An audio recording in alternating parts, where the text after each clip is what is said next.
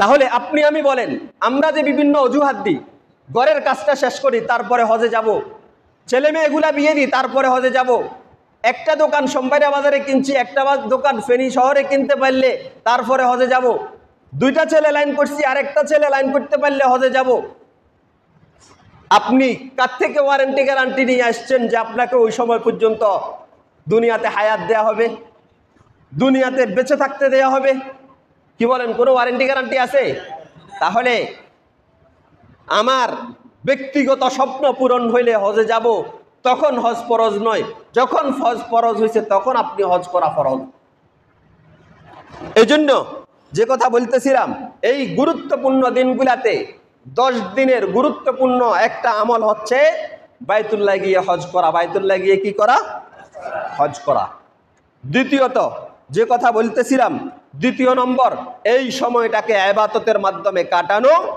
ইবাদত এই 10 দিনের ইবাদতের চেয়ে প্রিয় আল্লাহর কাছে অন্য কোনো দিনের ইবাদত আল্লাহর কাছে নাই। অতএব এই 10 দিন যেহেতু আল্লাহর কাছে প্রিয়, এই 10 দিনের ইবাদত যেহেতু আল্লাহর কাছে প্রিয়, আমরা এই দিনগুলা ইবাদতের মাধ্যমে কাটাবো। নাম্বার 3, জিলহজ মাসের চাঁদ উদয় হওয়ার আগে, আজকে 25 তারিখ জিলকদ মাসের, 29 তারিখ সন্ধ্যায় জিলহজ মাসের চাঁদ উদয় হবে। বৃহস্পতিবার। কি বার? বৃহস্পতিবার 29 তারিখ সন্ধ্যা জিলহজ মাসের চাঁদ উদয় হবে।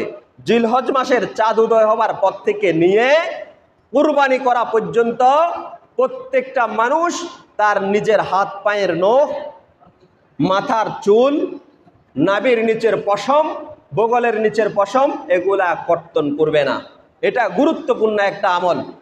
এক হাদিসে ইসলাল্লাহ রাসূল সাল্লাল্লাহু আলাইহি ওয়াসাল্লাম যখন কুরবানির ফজিলত বর্ণনা করলেন, সাহাবাই কেরাম চিন্তা করলেন, ইয়া রাসূলুল্লাহ, কিছু কিছু গরিব সাহাবাই কেরাম আল্লাহর রাসূলকে আসে আরজ করল, ইয়া রাসূলুল্লাহ, আমরা তো কোরবানি করার মতো সামর্থ্য রাখি না, একটা বকরি কিনে কোরবানি করব, এই সামর্থ্য আমাদের কাছে কি নাই, আমরা তো এই কোরবানি থেকে মাহরুম হয়ে গেলাম।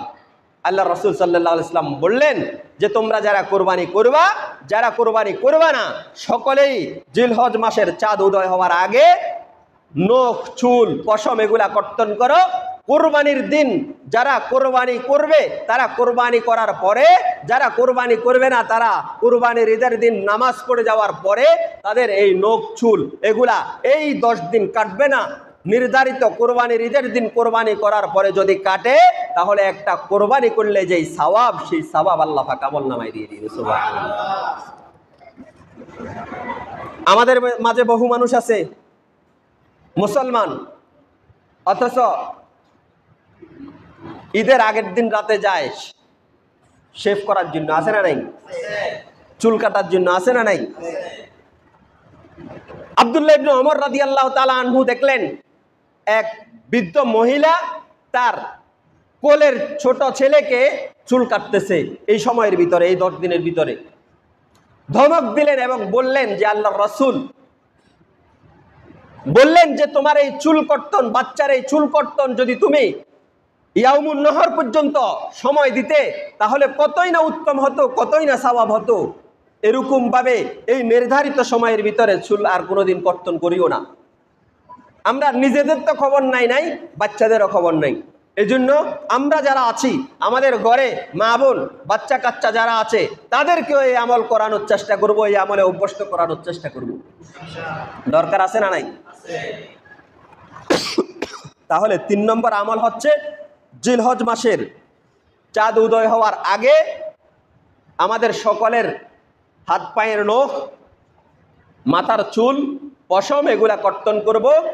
চাঁদ উদয় হবার পরে আর কর্তন করব না, এবং নির্ধারিত সময়ে কোরবানি করার পরে এগুলা কর্তন করব। কোরবানি করলে যে সওয়াব আল্লাহ পাক, সেই সওয়াব আমাদের সকলের আমল নামায় দিয়ে দিবে। সুবহানাল্লাহ।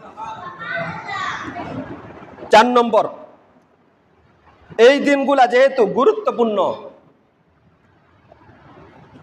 দিনের রোজারও আল্লাহর কাছে ফজিলত বেশি, রাতের ইবাদতেরও আল্লাহর কাছে ফজিলত বেশি।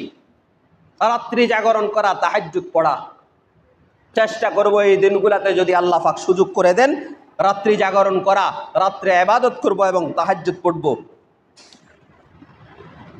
এরপরের গুরুত্বপূর্ণ আমল হলো, যেহেতু এই সময়টা গুরুত্বপূর্ণ, জিলহজ মাসের প্রথম 10 দিন, এই 10 দিনে বেশি বেশি ইস্তেগফার পড়ব, দরুদ শরীফ পড়ব, বেশি বেশি ইস্তেগফার পড়ব, আর কি পড়ব? দরুদ শরীফ পড়ব। এই 10 দিনের গুরুত্বপূর্ণ আমলের মধ্য থেকে আরেকটা গুরুত্বপূর্ণ আমল হচ্ছে বেশি বেশি জিকির করা, আল্লাহ পাকের জিকির করা। হাদিস শরীফ আসছে, রাসূল সাল্লাল্লাহু আলাইহি সাল্লাম ইরশাদ করেন, ফাআকসিরু ফীহিন্না মিনাত তাহলিল ওয়াত তাকবীর ওয়াত তাহমিদ।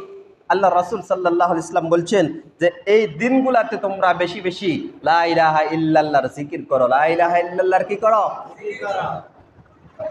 ফাআকসিরু ফীহিন্না, বেশি বেশি আল্লাহ পাকের জিকির করো, তাহলিল লা ইলাহা ইল্লাল্লাহ, আর ওয়াত তাকবীর, এবং বেশি বেশি তাকবীর বলো, আল্লাহু আকবার, আল্লাহু আকবার, আল্লাহু আকবার। আপনি উঠা বসা করবেন, চলাফেরা করবেন, মসজিদ থেকে দোকানে যাবেন, দোকান থেকে মসজিদে আসবেন, মসজিদ থেকে বাড়িতে যাবেন, বাড়ি থেকে বাজারে যাবেন, সব সময় কি লা ইলাহা ইল্লাল্লাহ, লা ইলাহা ইল্লাল্লাহ, লা ইলাহা ইল্লাল্লাহ, আল্লাহু আকবার, আল্লাহু আকবার, আল্লাহু আকবার, আল্লাহু আকবার। ওয়াত তাহমিদ, বেশি বেশি আল্লাহ পাকের প্রশংসা করা, আলহামদুলিল্লাহ, আলহামদুলিল্লাহ, আলহামদুলিল্লাহ, আলহামদুলিল্লাহ। আল্লাহ পাককে জানানো, ওগো মালিক, সমস্ত প্রশংসা একমাত্র আপনি আল্লাহ।